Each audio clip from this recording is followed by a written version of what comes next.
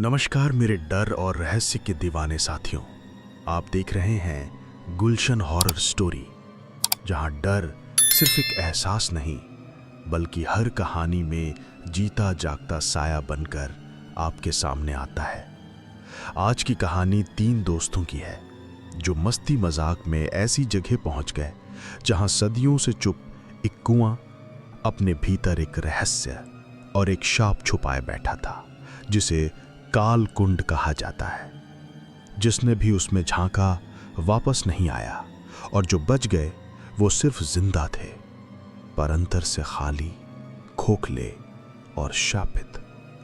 तो तैयार हो जाइए एक ऐसी रात के लिए जहां सन्नाटा चीहों से गूंजेगा और अंधेरे में छुपा होगा मौत का दरवाजा। कहानी का नाम है काल कुंड, एक शापित कुएं की कहानी, सिर्फ और सिर्फ गुलशन हॉरर स्टोरी पर। 3 जिगरी दोस्त करण, विशाल और दीपक गर्मी की छुट्टियों में घूमने निकले थे। शहर की भीड़-भाड़ और शोरगुल से दूर वे एक पुराने पहाड़ी गांव में जा पहुंचे, जहां समय जैसे थम सा गया था। पेड़ों से घिरा शांत और रहस्यमयी गांव, जहां हर गली में एक अजीब सन्नाटा पसरा था। गांव के बुजुर्ग एक कहानी बार बार दोहराते थे। कहते थे, गांव के बाहरी छोर पर एक प्राचीन कुआं है जिसे काल कुंड कहा जाता है। उसके पास कोई नहीं जाता, क्योंकि जिसने भी उसमें झांका है वह कुछ ही दिनों में या तो पागल हो गया है या फिर कभी लौटा ही नहीं। तीनों दोस्तों को यह सुनकर मजा आया। उन्हें लगा जैसे किसी हॉरर फिल्म की स्क्रिप्ट सुनाई जा रही हो। विशाल बोला, चलो देखते हैं कौन सबसे बहादुर है। करण हंसते हुए बोला, मैं तो अभी चला। दीपक थोड़ा झिझक रहा था, पर दोस्ती के नाम पर वह भी मान गया। रात के 10 बजे तीनों मोबाइल की टॉर्च जलाकर गांव के बाहर पहुंचे। चांदनी रात थी, लेकिन हवा में कुछ अजीब था, जैसे कोई उनके कदमों की आहट को गिन रहा हो। झाड़ियों से होते हुए वे उस सूने कुएं तक पहुंचे, जिसके पास एक टूटा लकड़ी का बोर्ड पड़ा था, जिस पर लाल रंग से लिखा था, यहां मत आओ, ये शापित है। करण ने मस्ती में कहा, अरे भूत अगर होता तो मोबाइल से डर जाता। और उसने कुएं में झांक लिया। अंदर सिर्फ काली गहराई थी, लेकिन उसकी आंखें पलटने लगी और वह फटी फटी निगाहों से बोला, कोई नीचे देख रहा है। दीपक डर से पीछे हट गया और विशाल कैमरा ऑन करके वीडियो बनाने लगा। तभी एक सर्द हवा चली, मोबाइल का कैमरा अपने आप बंद हो गया और कुएं के अंदर से किसी औरत की धीमी सी हंसी सुनाई दी। तीनों बुरी तरह डर गए। वे भागना चाहते थे, पर पैर जमीन से जैसे चिपक गए थे। कुछ तो था जो उन्हें वहां रुकने पर मजबूर कर रहा था। फिर अचानक एक काली परछाई कुएं से बाहर निकली और दीपक की गर्दन के पास से ऐसे गुजरी जैसे किसी ने उसे छुआ हो। दीपक बेहोश हो गया। करण और विशाल ने मिलकर उसे उठाया और जैसे तैसे गांव की ओर भागे। रास्ते भर पीछे से कोई तेज सांसों जैसी आवाज करता रहा, लेकिन पीछे मुड़ने की हिम्मत किसी में नहीं थी। गांव पहुंचते ही दीपक को होश आया, पर उसकी आंखें काली हो चुकी थीं और वह फुसफुसाते हुए बस एक ही शब्द दोहरा रहा था, वो अब मेरे अंदर है। दीपक की हालत बिगड़ती जा रही थी। वो लगातार बड़बड़ा रहा था। उसकी आंखें गहरी काली थीं, चेहरे पर नीले निशान उभर आए थे। गांव के लोगों ने जब उसने देखा तो सभी दूर हट गए। एक बूढ़ा तांत्रिक कांपती आवाज में बोला, इस लड़के में अब वो शक्ति प्रवेश कर चुकी है जो सदियों से कालकुंड में बंद थी।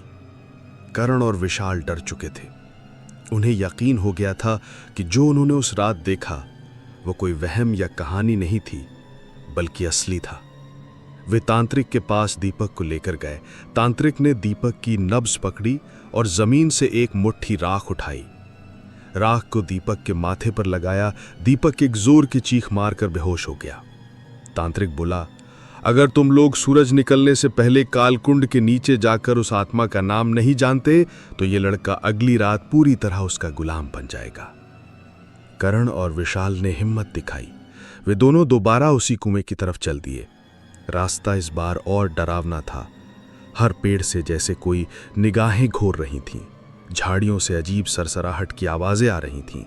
कुएं के पास पहुंचते ही ठंडी हवा की जगह आग जैसी गर्म लहर दौड़ गई। विशाल ने बोतल से पानी निकाला और अपने ऊपर डाला। करण ने जेब से एक छोटा सा रुद्राक्ष निकाला जो उसके दादाजी ने दिया था। जैसे ही उन्होंने कुएं में देखा, एक औरत की आत्मा दोबारा ऊपर उठी। उसकी आंखें लहू से भरी थीं। उसने गुस्से में चिल्लाया, तुमने फिर लौटने की हिम्मत कैसे की? करण कांपते हुए बोला, तू कौन है? तू दीपक को क्यों मार रही है? औरत की आत्मा थोड़ी धीमी हुई। उसने कहा, मैं वही हूं जिसे इस कुएं में जिंदा गाड़ दिया गया। मेरी आत्मा तभी शांत होगी जब मेरा नाम कोई पुकारेगा जिसे मेरी आखिरी चीख सुनाई दी थी। विशाल को याद आया, दीपक बेहोश होने से पहले बड़बड़ा रहा था, वो अब मेरे अंदर है। फिर वो एक और नाम ले रहा था, विभा, विभा। करण ने जोर से चिल्लाया, विभा क्या तू यही है? आत्मा कुछ देर शांत रही, फिर अचानक हवा थम गई। कुएं के चारों ओर अंधेरा घना हो गया और एक भयानक चीख सुनाई दी जिसने उनकी रूह तक हिला दी। विभा की आत्मा बोली, अब मैं अधूरी नहीं रही, पर अभी शाप पूरा नहीं हुआ है। मेरे साथ जिसने धोखा किया था वो अब भी इस गांव में छिपा है, और जब तक उसका खून इस कुएं में नहीं गिरेगा मैं मुक्त नहीं हो सकती।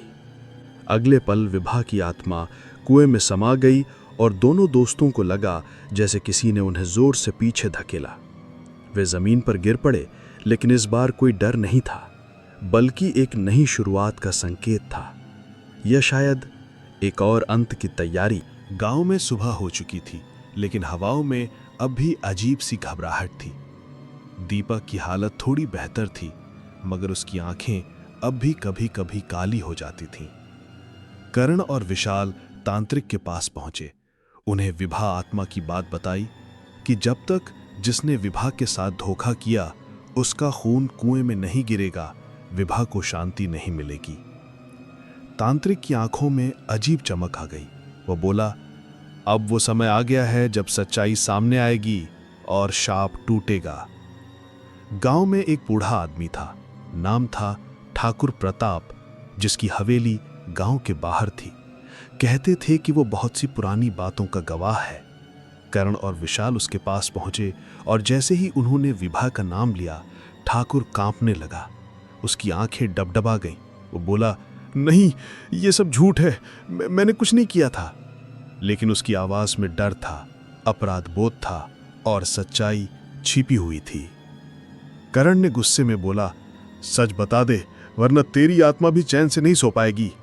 ठाकुर फूट फूट कर रो पड़ा। हाँ, मैंने विभा को धोखा दिया था। वो मुझसे शादी करना चाहती थी, मगर मेरी हवस ने उसकी जिंदगी छीन ली और मैंने उसे जिंदा उस कुएं में धकेल दिया ताकि कोई जान न सके। विशाल ने उसे पकड़ लिया। अब समय आ गया है, तेरा खून उस कुएं में जाएगा, तू ही उस शाप को तोड़ेगा। ठाकुर भागने लगा, मगर तांत्रिक ने मंत्र पढ़ा और एक दमदार आंधी आई जिसने ठाकुर को जमीन से उड़ा दिया। ठाकुर सीधे कुएं के पास गिरा।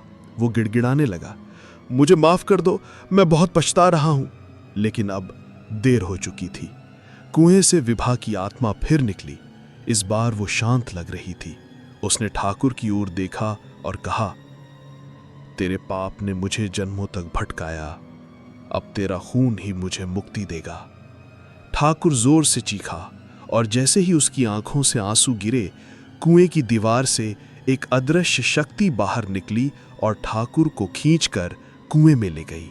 एक जोरदार चीख गूंजी, फिर सब शांत हो गया। विभा की आत्मा आसमान की ओर उठने लगी और बोली, अब मुझे शांति मिल गई। तुम तीनों ने जो साहस किया वो अमर रहेगा, पर याद रखना, हर गांव का कुआं सिर्फ पानी नहीं, कभी कभी वो न्याय का इंतजार भी करता है। वो आकाश में विलीन हो गई। दीपक पूरी तरह ठीक हो चुका था और तीनों दोस्तों ने ठान लिया कि अब वे ऐसी आत्माओं को मुक्ति दिलाने का काम करेंगे। कहानी खत्म हो चुकी थी, मगर शायद कहीं और, किसी और कुएं में कोई और आत्मा अब भी इंतजार कर रही थी। अगर आपको ये कहानी पसंद आई हो तो गुलशन हॉरर स्टोरी को सब्सक्राइब करें, लाइक करें और शेयर करें अपने उन दोस्तों के साथ जो अंधेरे में भी बहादुरी दिखाने का दावा करते हैं।